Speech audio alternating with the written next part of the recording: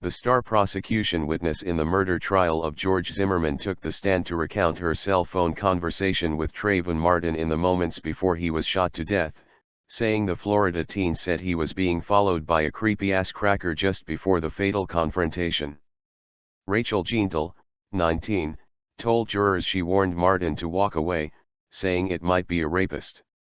Martin, she said, told her he was going to try to lose him and get to his father's fiance's home in the gated community in Sanford.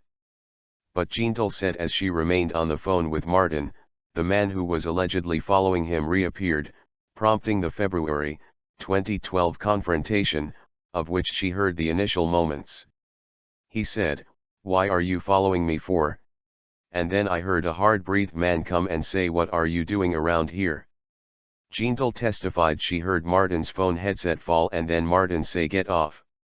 The phone went dead shortly after and Jeantel says she didn't speak to Martin again. Previously, Jeantel came under fire for lying about not going to Martin's funeral because she said she was in the hospital, which was untrue. In her testimony Wednesday, she said she didn't go because she felt guilty. There were a few testy exchanges between defense attorney Don West and Jeantel. At one point, Jeantel asked West if he was listening. Jeantel also said, "I'm leaving today," to which West responded, "Are you refusing to come back tomorrow?" Judge Deborah Nelson had to calm Jeantel down. Shortly after, Nelson dismissed court for the day.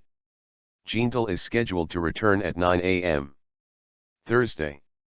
Special coverage, Zimmerman trial.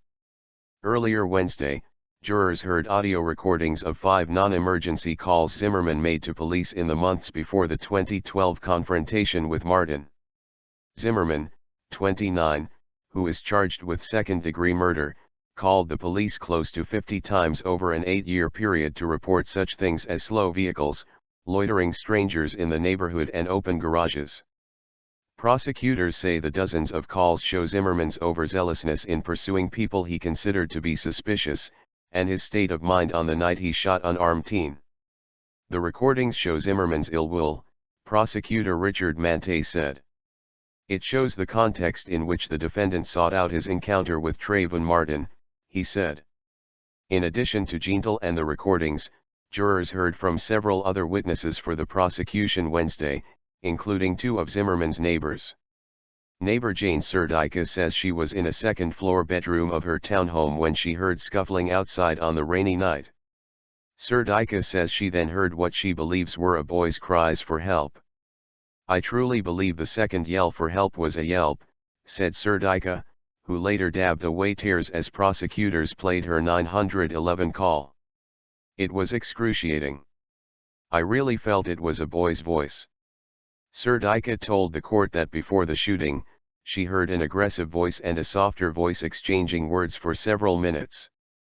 "It was someone being very aggressive and angry at someone," she said.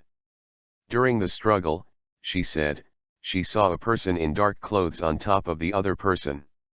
Martin was wearing a dark sweatshirt and Zimmerman wore red clothing.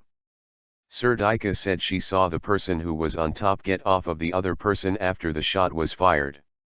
During cross-examination, West tried to show there was a lapse in what Serdica saw. Defense attorneys contend Martin was on top of Zimmerman during the struggle, but after the neighborhood watch volunteer fired a shot, Zimmerman got on top of Martin. West also challenged Serdica about her belief that the cry for help was a boy's voice, saying she was making an assumption. Another neighbor, Jeannie Manalo, testified after Serdica that she believed Zimmerman was on top of Martin. Manalo also described hearing howling, but she couldn't tell who it was coming from. Under cross-examination, defense attorney Mark O'Mara asked why she had never mentioned her belief that Zimmerman was on top in previous police interviews.